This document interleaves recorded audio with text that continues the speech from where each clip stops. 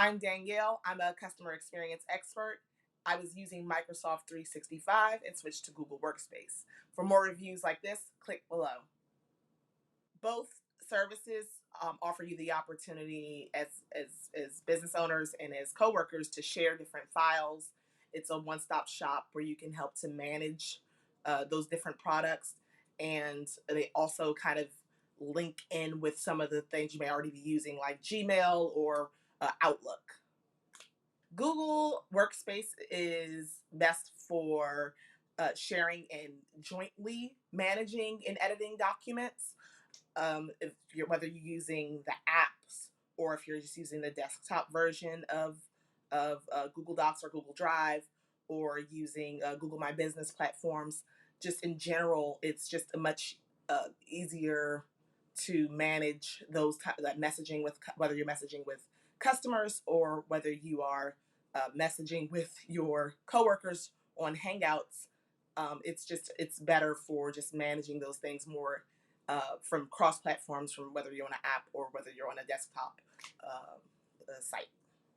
Microsoft 365, it kind of comes with most Windows devices, so you kind of can get edged into using it because it's linked in with the operating system when you create a new computer. So it becomes ubiquitous in that way. And it also, if you're using and want to talk to other people who are using those Windows devices, it kind of streamlines that process with getting set up and with managing files in that way. For both platforms, you kind of get cornered into both. You can think about Google and Gmail, and it just in general is everywhere. And the same thing if you are using a Windows device, then 360 you kind of get cornered into that.